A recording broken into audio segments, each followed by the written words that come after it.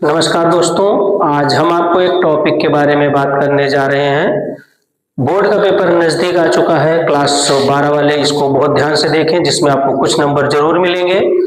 क्योंकि आपने देखा होगा कि आपके पेपर में एक टॉपिक आता है सिंटेक्स का। तो सिंटेक्स क्या होता है, और उसमें एक टॉपिक उस सब कैटेगरी होती है जिसमें सेंटेंसेस कुछ लिखे रहते हैं और उन सेंटेंसेस में कुछ गलती होती है और उस गलती को ढूंढ के आपको सही करना पड़ता है। तो इस वीडियो को आप देखेंगे तो इसमें कई सारी चीजें सीख पाएंगे और सेंटेंस को कहाँ पर एरर है वो चेक कर पाएंगे, उसको सही कैसे लिखते हैं वो चेक कर पाएंगे। तो एक एक करके यहाँ पर सीखते हैं। तो यहाँ पर हमने पहला जो प्रश्न लिया है, the gold is heavier metal than iron. यहाँ पर इसका अर्थ आप समझें या ना समझें, लेकिन अगर आप इसको चाहते हैं कि ये गलत है या सही है तो इसमें आप सिंपल सा लॉजिक लगाएंगे। अगर हिंदी इसकी निकालते हैं तो gold is heavier metal than iron लिखा है कि यहाँ पर जो सोना है वो लोहे से भारी होती है। लिखा है the gold is heavier metal than iron. सोना एक ऐसी धातु है जो लोहे से वजन होती है या भारी होती है। लेकिन इसमें एक एरर है, उस एरर को आपको फाइंड करना है और फाइंड करने के बाद उसको सही कैसे लिखेंगे उस चीज को समझना है। तो यहाँ पर मैं कुछ एरर बताऊंगा और उसको पहचानूंगा कि आप कैसे पहचानेंगे और उसको सही कैसे करेंगे। तो आप देखते हैं पहले वाले सेंटेंस में क्या गड़बड़ी है। यहाँ पर गोल्ड लिखा हुआ है, अगर इसको मैं सही समझने की कोशिश करूं या सही लिखूं तो कैसे लिखूंगा। ये मुझे पता है कि ये जो गोल्ड है यह एक खुद धातु है। गोल्ड एक धातु है। अगर कोई चीज ऑलरेडी धातु है तो उसके बारे में बताने की जरूरत नहीं पड़ती है कि वो धातु है या अधातु है। हमें पता है कि ये गोल्ड जो है ये धातु है। और इसके बाद लिखा है मेटल। अगर एग्जाम्पल के लिए मैं आपको समझाऊं कि मेरे पास अगर कोई फूल है और मैं कहूँ यह गुलाब का फूल है तो यह गलत हो जाएगा, क्योंकि जब गुलाब मैंने बोल दिया तो फूल बोलने की आवश्यकता नहीं है। उसी प्रकार यहाँ पर अगर गोल्ड लिखा है तो हमें पता है गोल्ड एक धातु है, तो इसमें धातु बोलने की जरूरत नहीं पड़ेगी। लेकिन सेंटेंस में लिखा है और आपको यही एरर को पहचान के सही लिखना है। उसके अलावा एक गलती और है, कोई भी धातु अगर लिखी है, जो आपने नाउन चैप्टर पढ़ा होगा, कोई भी मेटल दिया है मटेरियल नाउन, तो उससे पहले आर्टिकल ए द या एन का प्रयोग कभी नहीं करते। तो आप देखते हैं कि गोल्ड यहाँ पर एक मटेरियल नाउन है, तो इसको हम कैसे शुद्ध लिखेंगे। लिखेंगे गोल्ड इज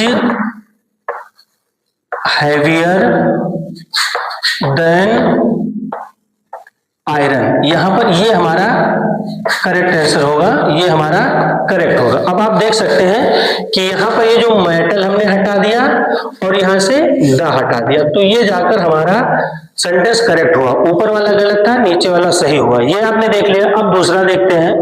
दूसरा लिखा है kind man will pity poor. अगर हिंदी अर्थ समझने के लिए आप चाहते हैं तो जो काइंड मैन होते हैं, दयालु व्यक्ति होते हैं, वो गरीबों के प्रति बहुत ही दया भाव रखते हैं, ऐसा कहने का अर्थ है इसमें। अब आप देखेंगे कि सेंटेंस का अर्थ तो निकल रहा है लेकिन इसमें कुछ गलतियां हैं। उस गलतियों को कैसे ढूंढेंगे तो देखेंगे ये हमारा एडजेक्टिव होता है, और एडजेक्टिव जो होता है वो किसी नाउन या प्रोनाउन के लिए यूज हो सकता है। तो एडजेक्टिव नाउन के लिए प्रयोग हुआ है। कोई भी एडजेक्टिव बिना आर्टिकल के नहीं लिखा जा सकता। जैसे अगर हमें लिखना है ब्यूटीफुल गर्ल, ध्यान दीजिएगा, ब्यूटीफुल गर्ल लिखना है तो इससे पहले हमें ए या द या अकॉर्डिंग टू वर्ड आपका एन भी हो सकता है, ये जरूर लिखना पड़ेगा। यहाँ पर कोई चीजें जरूर लिखी जाएंगी। बिना आर्टिकल के कोई भी जो है एडजेक्टिव नहीं लिखते हैं। तो यहाँ पर जब आप देखते हैं तो आप क्या देखेंगे कि काइंड जो लिखा है इससे पहले कोई भी आर्टिकल नहीं है, तो यहाँ पर हम द आर्टिकल का प्रयोग करेंगे। क्या लिखेंगे, द काइंड मैन विल पिटी, और इसके बाद अगर हम सिर्फ पुअर लिख देंगे तो गलत हो जाएगा, क्योंकि पुअर माने गरीब होता है। पुअर का अर्थ होता है गरीब। तो क्या जो काइंड पर्सन होते हैं वो एक गरीब के प्रति दयालु होते हैं या सभी प्रति, सभी के प्रति? तो सभी गरीबों के प्रति। तो अगर पुअर लिखा है तो इसका सिर्फ गरीब होता है, लेकिन द पुअर यहाँ पर लिखना होगा तो द पुअर का अर्थ होगा गरीब लोग।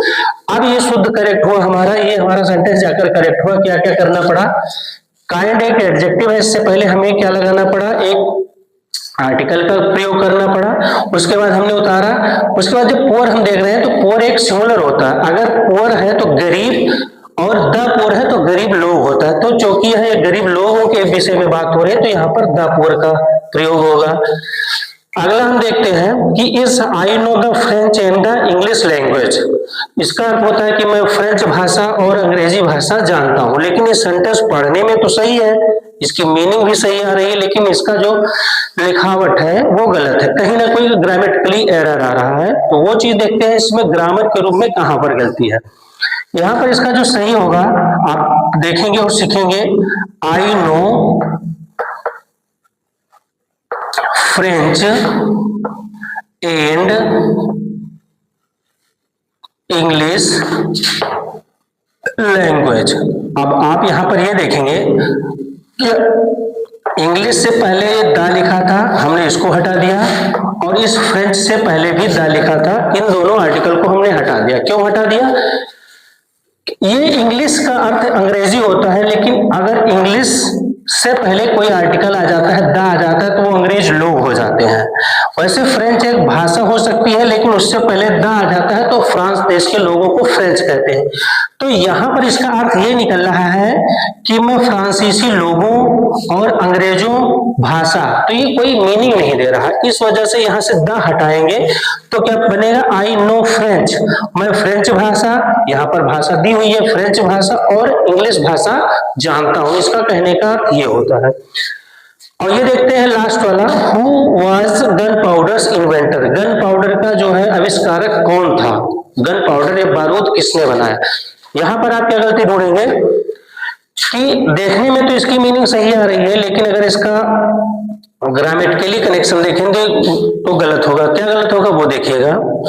ये जो इन्वेंटर होगा वो कोई एक ही इन्वेंटर होगा जिसने इस गन पाउडर का आविष्कार किया है। हमें नहीं पता वो कौन है, लेकिन इस ग्रामेटिकली एरर ढूंढने में ये जरूर पता है कि जो भी इन्वेंटर होगा वो गन पाउडर को बनाने वाला एक ही होगा, उसके बाद कोई भी बनाएगा, लेकिन प्रथम तो एक ही हुआ होगा। जब किसी परफेक्ट या किसी डेफिनेट चीज को हम क्लियर कर रहे होते हैं तो उससे पहले एक आर्टिकल देना होता है, और आर्टिकल हम यहाँ पर दे नहीं सकते क्योंकि ये निश्चित है। हम यहाँ पर एक आर्टिकल का प्रयोग करेंगे द, अर्थात ये लिखा जाएगा who was the gun powders inventor. यहाँ पर हमने द का प्रयोग किया, हम यहाँ पर उसका प्रयोग नहीं कर सकते। क्यों नहीं कर सकते? आप द का प्रयोग यहाँ भी सोचते होंगे कि हम यहाँ को नहीं कर सकते। उसके लिए एक चीज देखेंगे, लिखा है He has a pet dog. He has a pet dog. अब यहां आप देखेंगे कि कुत्ता वो एक है कि पालतू एक है, तो आप देखेंगे ये इस डॉग के लिए प्रयोग हुआ है। वही प्रकार आप ये द देखेंगे वो इन्वेंटर के लिए प्रयोग हुआ है, ना कि गन पाउडर के लिए होगा। ये भी समझ चुके होंगे। और इसके बाद अगला देखते हैं कि उसमें क्या क्या परिवर्तन करते हैं, वो देख लीजिए।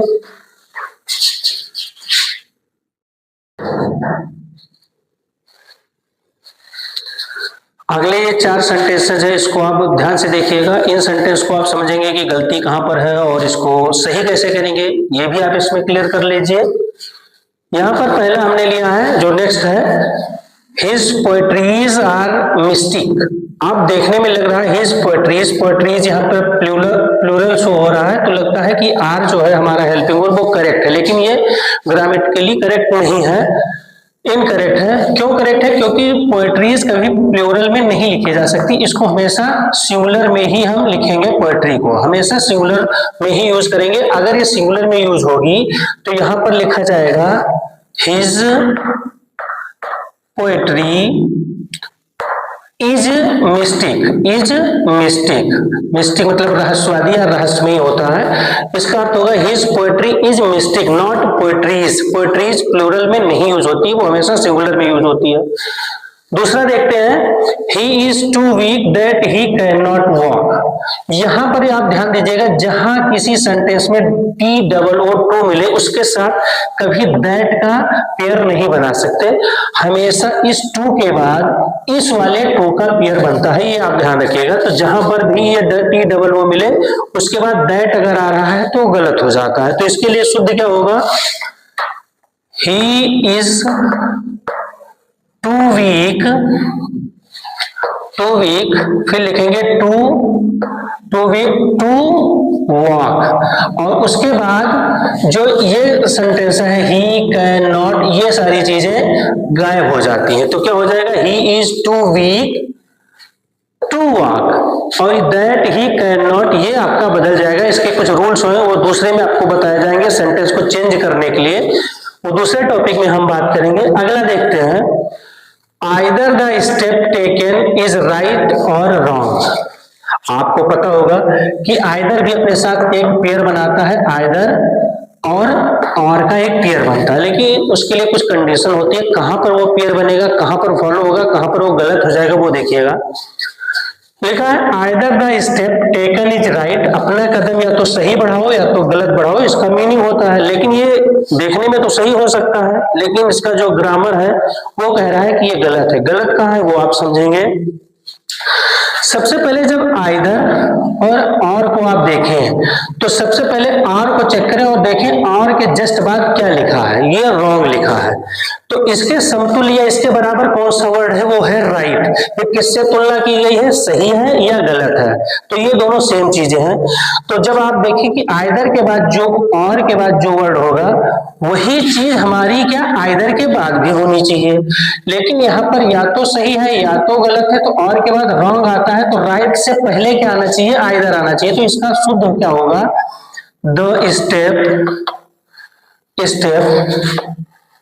टेकन इज, यहां पर आइदर का प्रयोग करेंगे, आइदर राइट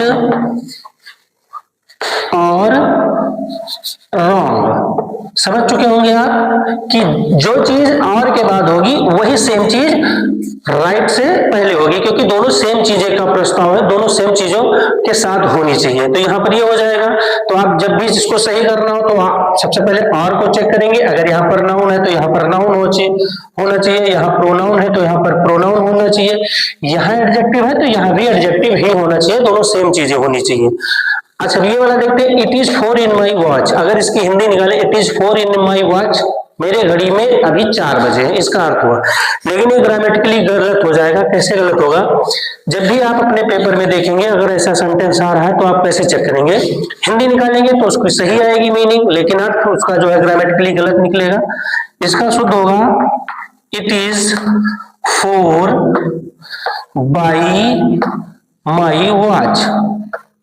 क्या बनेगा, इन के स्थान पर किसका प्रयोग करेंगे, बाई का प्रयोग करेंगे, क्योंकि समय बताने के लिए आपको बाई का प्रयोग करना पड़ता है, इनका प्रयोग नहीं करना पड़ता है, क्योंकि इन यहां पर गलत होगा तो बाई आएगा। तो it is 4 by my watch. अब इस चीज को आप देख लेते हैं, ये कहां पर इनकरेक्ट है, he as well as you are incorrect. देखने में एकदम प्रॉपर सही लग रहा है, इसकी मीनिंग भी सही निकालेंगे कि वह और साथ ही साथ तुम, आर माने हो, इनकरेक्ट माने गलत, मतलब दोनों लोग गलत हो।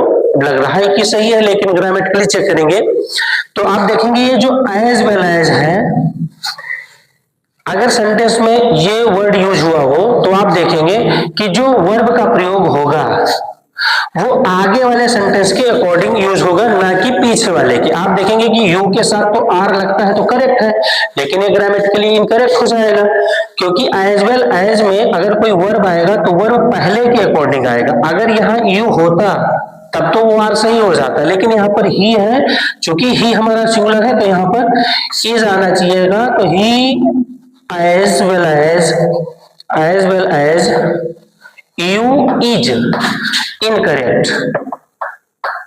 अब देखने में आपको लगेगा कि ये वाला इनकरेक्ट होगा, लेकिन एक्चुअल में ये करेक्ट है, इनकरेक्ट ये वाला है। आशा करता हूँ कि ये सारी चीजें आपको बेहतर समझ में आई होंगी, और इसके अलावा और भी कुछ वीडियो बनाए जाएंगे आपके पेपर तक आते आते। तो इस चैनल को सब्सक्राइब कर ले, अगर पसंद आए तो चैनल को लाइक भी करें। धन्यवाद।